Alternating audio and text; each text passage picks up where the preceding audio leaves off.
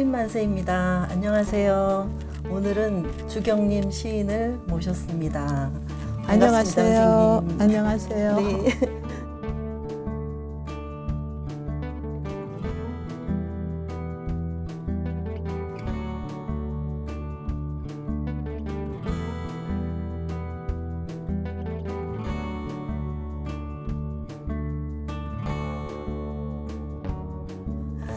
선생님께서 쓰신 글은 책에서 자주 봤는데요. 개인적으로 말씀을 많이 하시는 편이 아니어서 우선은 개인적인 게 궁금해요, 선생님. 이화여대 사학과를 나오셨던데요. 어떻게 문학 수업을 하셨는지 궁금합니다. 문학 수업을 따로 특별히 했던 건 아니고 네. 어렸을 때는 신나게 정릉에 살았는데 정릉 골짜기를 남동생 셋하고 그냥 밤늦도록 뛰어다녔고 네. 그때는 우리가 베이비붐 시대에 태어나서 3부제예요. 9시, 네. 11시, 2시 이렇게 갔습니다. 그러니까 네. 엄마가 찾으러 다니기 바빠서 네. 학교도 못 갈 뻔한 적도 한두 번이 아니었습니다. 네. 근데 초등학교 2학년 때 아버지가 제게 큰 선물을 하셨어요. 네. 60권 동화책을 선물하셨습니다. 오. 예, 책꽂이에 네. 2층으로 된 책꽂이에 60권 동화책이 이렇게 빼곡이 꽂힌 것을 제게 선물하셔서 네. 그 다음부터 이제 바깥에서 안 뛰어놀고 이제 방에 틀어박혀서 책만 읽는 거죠. 다 여러분들이 읽었을 법한 소공자, 소공녀, 네, 네. 안데르센 동화집, 한국의 전래동화 그런 거 줄줄 그리운 읽었습니다. 책들이네요. 네. 그러다 보니까 이제 쓰는 것도 조금 나아졌겠죠. 네. 3학년 때인가 일기 검사하잖아요. 네, 근데 네. 선생님께서 제 일기장 끝머리를 읽어주시는 거예요. 뭐라고 썼냐면 제가 쓸 말이 없으니까 네. 우리 집 개가 밤에 짖는다. 이웃집 네. 개들도 우리 집 개 따라서 컹컹 짖는다. 네. 이제 자야 되겠다. 밤이 깊어간다. 이렇게 썼더니 네. 선생님이 너무 끝마무리가 좋다는 거예요. 여운이 있다고. 그러니까 반 아이들은 네. 다음부터는 전부 저 따라서 쓰는 거예요. 어떤 애는 개가 짖지만 어떤 애는 네. 고양이 들고 어떤 애는 밤에도 새가 우짖는지 새가 운다고 쓰는 사람이 있어갖고 우리 반 아이들은 그냥 잠 못 이루는 밤이 유행이었던 적이 있어요. 근데 굉장히 우쭐하더라고요. 칭찬해 주시니까. 네. 그리고 이제 소년한국일보 이런 데 나가서 또 글짓기 대회 하면 특선은 못해도 그런 거 있잖아요. 입선 내지 장려상 네. 이런 거 좀 가끔 받고 그래서 나는 글을 잘 쓰는가 보다 가끔 생각을 했어요. 글솜씨가 있으셨던 것 같아요. 모르겠어요. 그리고 이제 중학교 갔는데 저희 때는 저희 운명을 저희 손으로 결정해요. 컴퓨터 결정하는 게 아니고 네. 뺑뺑 돌려서 제비 뽑았어요. 그래서 동구여중으로 입학했는데 네. 거기 들어갔더니 1학년 때 담임 선생님이 네. 시인 김여정 선생님이셨어요. 이제 저한테 세상에. 운명적인 만남이죠. 네. 담임 선생님이시고 네. 또 국어를 배웠어요. 네. 그리고 저는 또 선생님한테 잘 보이고 싶은 생각에 선생님이 하시는 문예반까지 들었어요. 네. 그러니까 음으로 양으로 김여정 선생님 영향을 많이 받았죠. 그리고 제가 1학년 때 선생님이 등단하셨고 첫 시집 화음을 내셨어요. 그러니까 제 시집은 아니지만 저는 네. 그 화음이란 시집이 너무 네. 좋아서 운반하고 좋아서 나눠주고 들고 다니고 그랬던 기억이 생생합니다. 그렇게 어릴 때의 기억도 다 생생하게 하시네요. 그리고 학교에서 이제 100일장을 해요. 네. 한글날 무렵에. 근데 운이 좋아서 그랬나 아니면 김여정 선생님이 백으로 그랬나 하여튼 3년 내내 제가 장원을 했습니다. 그러니까 우쭐했죠. 나는 시인인가 보다 이런 생각을 가졌어요. 네. 그리고 또 김초혜 선생님한테 문법을 배웠고 조종래 선생님이 3학년 때 담임이셨어요. 그러니까 이제 문학적인 분위기에서 네. 어떻게 중학 시절을 보냈습니다. 선생님 복이 많으셨네요. 그리고 고등학교에 올라와서 이제 네. 장문 시간에 신지식 선생님을 만났어요. 동화작가 신지식 네. 선생님. 네. 아주 정물아 같이 조용조용 말씀하시고 아름다운 분이시죠. 네. 그래서 제 생각에 저 선생님한테 좀 이쁘게 보여서 네. 이 이화여고에서 발간하는 거울이라는 신문이 있었어요. 네, 저 네. 거울 기자가 한번 돼보고 싶은 거예요. 그래서 그냥 제가 아는 거 모르는 거만 잔뜩 써갖고 가면 별로 좋은 평을 못 받는 거예요. 네. 신지 선생님께서는 글이라는 건 이렇게 네가 쓰고 싶은 거 하고 싶은 거 다 있는 대로 쓰는 게 아니다. 너무 이거 문장이 산만하다 그런 평을 해주셨고 주위에는 너무 잘 쓰는 애들이 아는 것도 많고 잘 쓰는 애들도 많고 잘 사는 네. 애들도 너무 많아요. 그래서 네. 귀가 좀 죽었습니다. 그래서 나는 아닌가 보다. 이제 대학교 때 저희는 계열별로 들어갔습니다. 인문사회계열로 입학을 해서 네. 3학년 때 전공을 결정해야 됩니다. 아. 제 친구들은 전부 한결같이 영문과로 전부 갔어요. 네. 예, 그때 영문과가 들어가기도 어려운 학과였고 또 취직도 네, 네. 잘 됐죠. 네. 집에서도 영문과 가라고 그랬는데 저는 동서남북으로 답사 다니는 사학과가 좋은 거예요. 그래서 여행을 좋아하셨어요? 여행을 좋아하는데 아버지가 못 가게 하니까 그냥 못 가니까 네. 그거에 대한 어떤 욕구 불만을 해소하느라고 네네. 사학과 가서 답사나 좀 다녀보자. 그래서 뭐 사학과 가서 역사 공부를 열심히 한 건 아니고 네. 답사 다니면서 놀았던 기억이 있습니다. 아.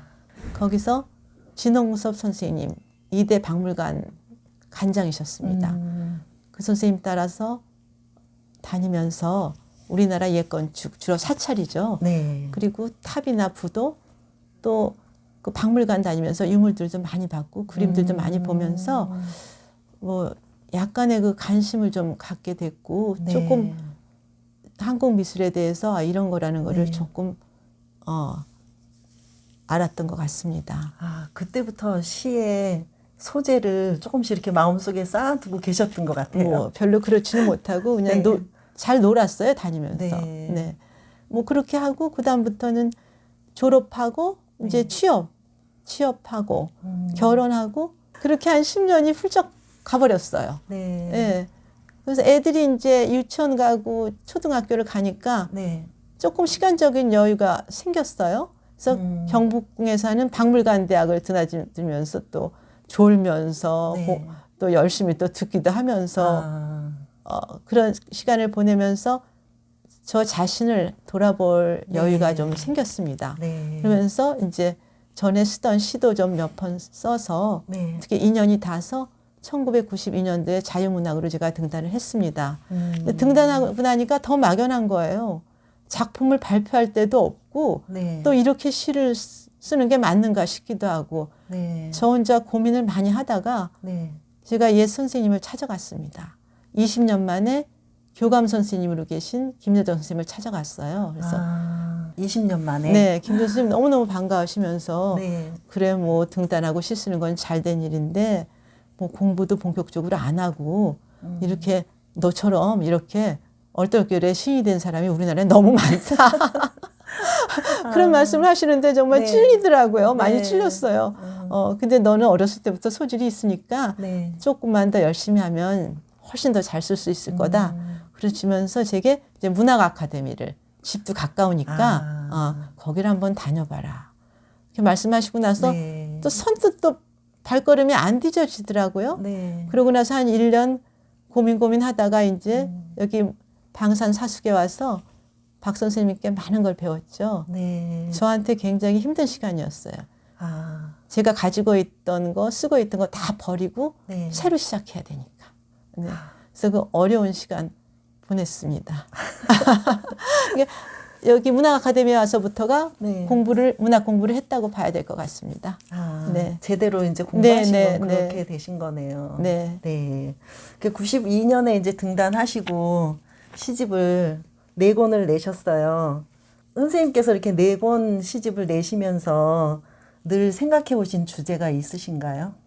그렇게 늘 생각해 왔던 주제가 있으면 정말 행복할 텐데 제가 미천이 짧아서 그렇게 한 가지 주제를 갖고 쓰지는 못했어요. 아유, 별 말씀을요.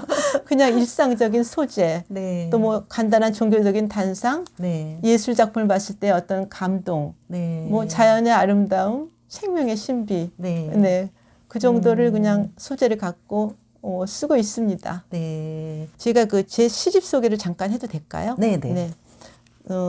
2000년도에 문예진흥기금을 제가 운 좋게 받아서 낸 시집이 네, 네. 오늘 여기는 안 갖고 왔는데 눈잣나무를 눈잣나무. 네네. 이름도 예뻐요. 네, 눈잣나무는 그 산 정상에서 자라는 잣나무인데 네. 산 정상은 바람이 많이 불죠. 그래서 똑바로 자라지 못하고 기어가면서 자라는 나무예요. 네. 그러니까 기어가면서 자라면서 네. 생명력을 보존하는 거죠. 근데 제가 낮은 자세를 취했을 때만 잘 살아남을 수 있구나를 터득한 그런 시집이었고요. 네. 그 시집에 대해서 고명철 선생님이 평을 써주셨는데 네네. 식물적 상상력으로 생동감을 불어넣어 시적 리듬을 잘 살려서 생명력 탐구가 치열한 시집이다. 이렇게 좋게 평을 써주셨습니다. 네. 그다음에 선생님 말씀하신 대로 그 풀꽃 풀꽃 우주. 네, 풀꽃 우주와 석양으로, 석양은 이제 돌로 만든 양이라는 뜻입니다. 네네네. 석양으로 한국신문학상을 받았습니다. 네. 2008년도. 2008년. 네. 그 풀꽃 우주는 제가 김정의 불의선란도를 보고 쓴 시인데요. 추사 김정희 선생님한테 불의선란도는 그림이 아니라 이건 나한테 서체다. 그렇게 네. 말씀하셨어요. 네. 저는 그 불의선란도를 보고 그림도 아니고 저한테는 서체도 아니고 저한테는 네. 풀꽃 우주로 보였습니다. 그래서 풀꽃 우주를 써서 어떻게 네. 한국신문학상을 받아서 낸 시집이 네. 풀꽃 우주인데 네. 박 선생님께서 해설 써주셨습니다. 네. 근데 이제 박물관 소재가 많으니까 제가 네. 박물관 자원봉사자들한테 이 시집을 나눠주니까 그분들은 문학하시는 분들은 박재천 선생님이라고 하면 다 알지만 보통 사람들은 모르는 경우도 많잖아요. 네. 제 시보다는 그 평 써주신 박재천 선생님이 어떤 분이시냐고. 평을 너무 잘 네, 써주셔가지고. 평을 너무 잘 써주셔가지고 네. 계속 물어오는 거예요. 네. 박 선생님께서 뭐라고 써주셨냐면 시인의 정신적인 탐구는 역사의식과 맞물려서 네. 연암의 벚꽃 창신을 떠올릴 만큼 전통의 현대적인 수용과 변형을 막각스럽게 네. 작품화시킨 시집이다. 와. 분에 넘치는 평이죠. 멋지시네요. 네. 그러고 나서 한 10년은 저한테 또 힘들었습니다. 여러 네. 가지로. 네. 네. 그리고 또 부모님도 그때 병석에 누워 계시다. 네. 시아버님 돌아가시고 또 친정 어머니 돌아가시고 또 식구들 중에서도 아픈 사람도 생기고 여러 가지 죽음을 주위에서 많이 경험했습니다. 네. 그러다 보니까 뻐꾸기창 그 시집에는 죽음에 관한 시가 많아요. 네, 맞아요. 네. 그래서 윤정구 선생님께서 또 평을 아주 자세하게 잘 써주셨어요. 네. 죽음의 그림자로 완성한 삶의 시, 예술 작품에서 얻어낸 생명력 사랑, 네. 노장 사상의 변주로 읽은 무구한 시세계. 감당할 수 없을 만큼 좋은 말씀을 써주시고 네. 맨 끝에는 뭐라고 써주셨냐면 정석으로 여태까지는 시를 썼지만 좀 삐딱해보라는 주문을 하셨습니다. 네. 저도 그게 숙제예요. 저도 좀 삐딱하게 나가고 싶습니다. 그래, 좀 삐딱하게 나갔을 때 네. 또 예술 세계로 시의 세계가 더 깊어질 것이다. 그런 네. 말씀을 제가 깊이 간직하고 있습니다. 그렇게 또 좋은 말씀까지 해주셨네요. 네네. 뻐꾸기 창은 저도 이제 기억이 나는 게 그 정말 슬픈 내용을 많이 다뤘는데 어머님이나 아버님이나 산소 얘기도 나오고 그랬는데도 끝에 가서는 굉장히 그거를 이렇게 막 너무 가슴만 아파하지 않고 그거를 이렇게 가볍게 또 아무렇지도 않게 이렇게 담담하게 넘어가는 그런 모습을 보고 참 대단하시다는 생각을 했거든요. 아유, 감사합니다. 그 박물관에는 봉사활동을 다니신다고 들었어요. 네, 2005년도에 용산으로 네. 국립중앙박물관이 이전하면서 네. 그때부터 이제 전시해설 자원봉사자로 활동을 했습니다. 지금 코로나로 1년 넘게 놀고 있어서 네. 많이 아쉽습니다. 봉사라기보다 제가 얻는 것이 훨씬 많고요. 네. 저처럼 뭐 여행도 잘 못 해보는 사람한테는 정말 좋은 공부예요.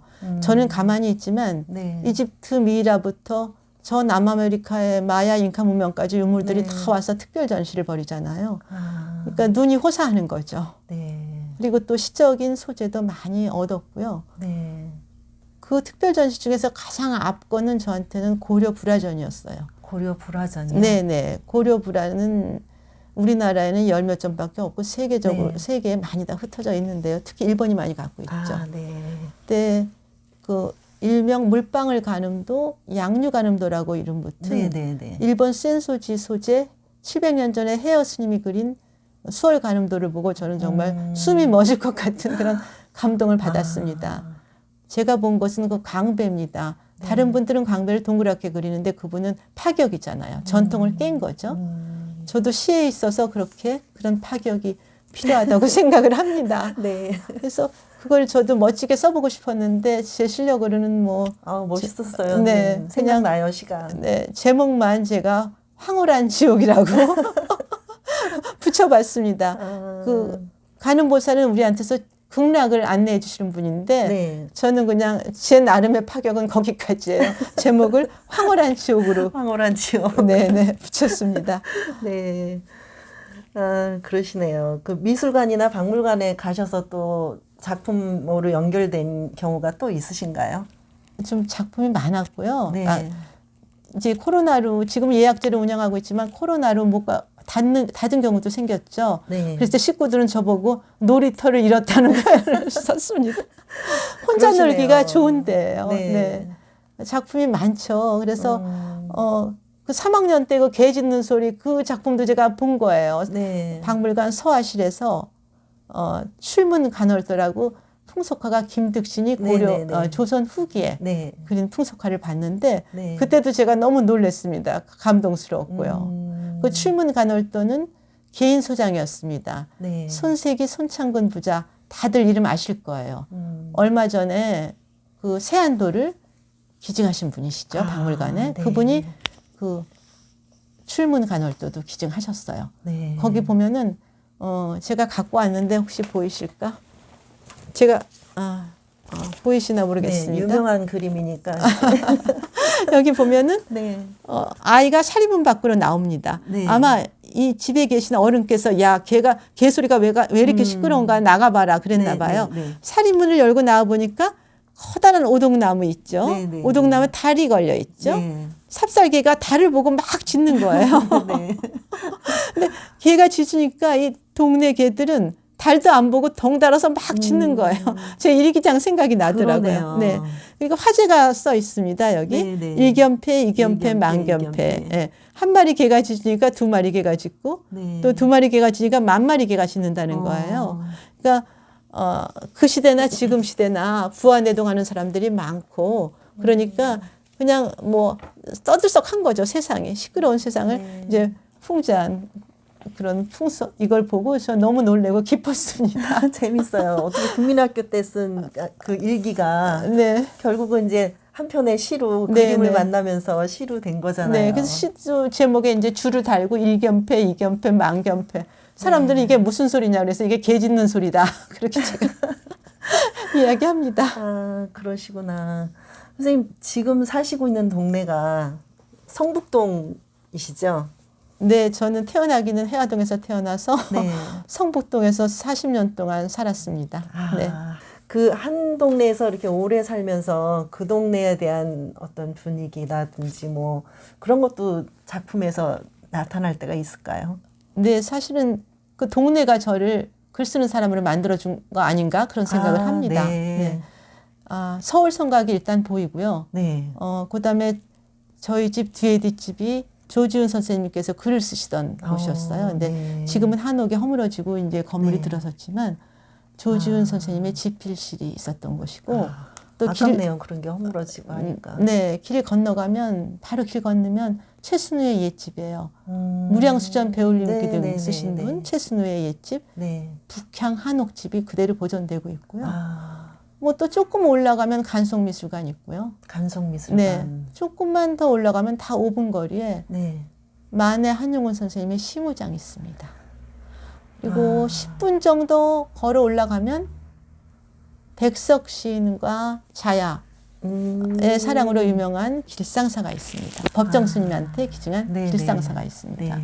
그러다 보니까 뭐 동네가 저를 글 쓰는 사람을 만들어준 동네가 것이죠. 뭐 예술인 마을이네요. 선생님 시 중에서는 제일 애정이 가는 시가 어떤 시가 있으세요? 낭독을 한번 해주셨으면 좋겠는데. 네, 오늘은 봄비가 내리니까 네. 봄비에 관련된 시를 제가 짧은 시 한번 낭송하겠는데요. 네. 그 비가 내릴 때 이파리가 커다란 그 나뭇잎에서 들리는 소리 네, 네. 다들 기억하시죠? 네. 후박나무나 파초잎 같은 네. 이파리에 빗물이 떨어지면 막 후둑후둑. 맞아요. 네. 뭐 울음소리 같기도 하고 날개 치는 소리 네. 같기도 하고. 예전에는 그 소리가 참 많이 들렸는데 요즘엔 별로 없는 것 네, 같아요. 네. 그걸 보고 쓴 시인데 네. 이 시는 제가 그 동인들하고 현대 네. 향가를 공부합니다. 그러니까 신라 고대 향가를 전통을 잇자는 그런 뜻인데요. 뭐 그 깊은 뜻을 그 깊은 정신 세계까지 그 시로 쓰기에는 제 실력이 부족하고 형식만 맞추는 의미에서 그 시팽 19채라고 그러죠. 시팽에 맞춰서 쓴 시가 있어요. 아, 네. 제가 한번 낭송을 네. 할까요? 부탁드리겠습니다.